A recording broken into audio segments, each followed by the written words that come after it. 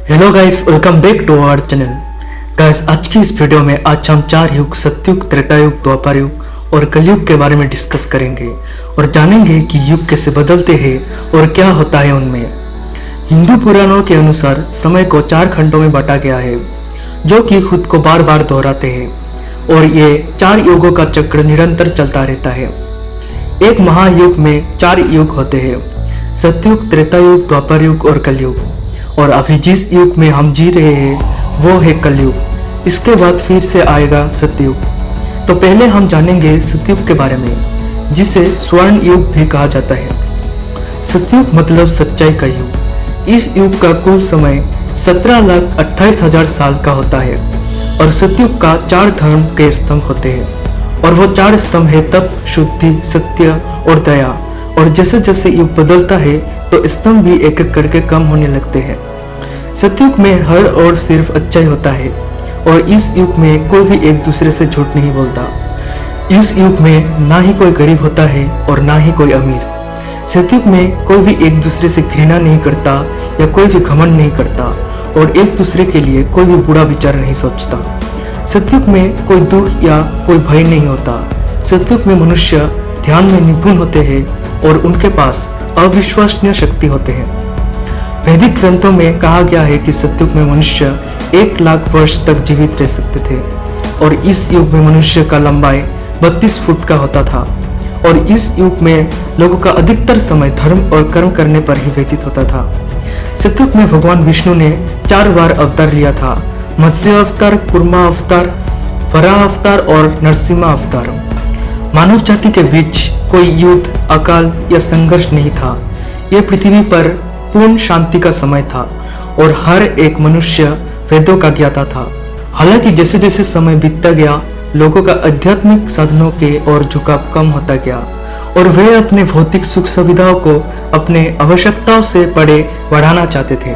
पुरुषों में प्रतिस्पर्धा के भावना पैदा हुए और परिणाम स्वरूप वर्णाश्रम या वर्ग आधारित समाज की व्यवस्था शुरू की गई और इसने त्रेता युग या रजत युग की शुरुआत की। त्रेता युग हिंदू धर्म के 4 युगों में से एक है।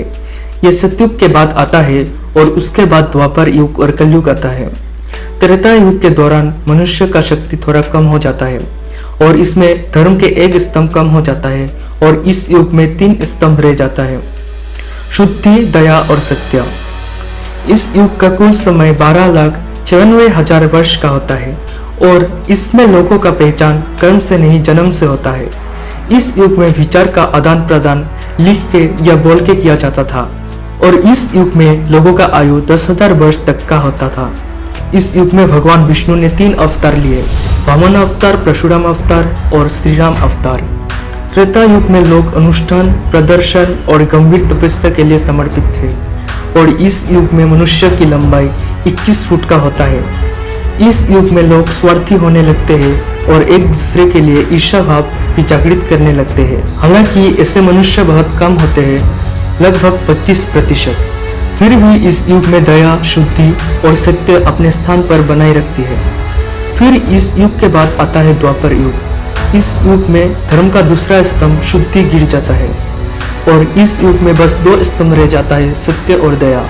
इस युग का कुल समय 8,64,000 साल का होता है और इस युग में मनुष्य का लंबाई 10 फुट का रह जाता है और मनुष्य मानसिक शांति से ज्यादा भौतिक सुख को ज्यादा महत्व देने लगते हैं। इस युग में 50% लोग अच्छाई की ओर होते हैं और 50% लोग बुराई की ओर। इस युग में भगवान विष्णु ने कृष्ण अवतार लिया था और इसी युग में महाभारत जैसा युद्ध हुआ।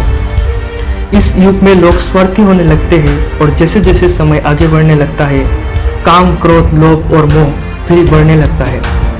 इस युग के अंत में नए नए बीमारी आना शुरू कर देता है। द्वापर युग में नैतिकता और योग के आध्यात्मिक अभ्यास के गिरावट हुआ। जैसे जैसे लोग ईश्वर से दूर होते गए, वे और अधिक प्रतिस्पर्धी, जोशीले, धोखेबाज और आनंद चाहने वाले बन गए। इस युग के दौरान जीवन स्तर में गिरावट आई, लेकिन विज्ञान फला और फूला।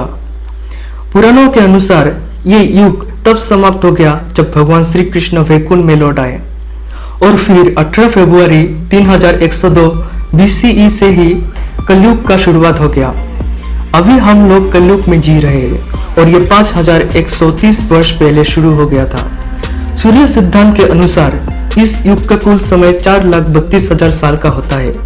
पर गाइस, मैं आपको बता दूं कि कलयुग अपने चरम पर है और जल्द ही कलयुग का अंत होने वाला है, क्योंकि जैसे जैसे पाप बढ़ता है वैसे वैसे युग का समय अवधि कम होने लगता है। गाइस, मैं अपने आने वाले वीडियोस में बताऊंगा कि कलयुग इतना जल्दी क्यों खत्म होने वाला है।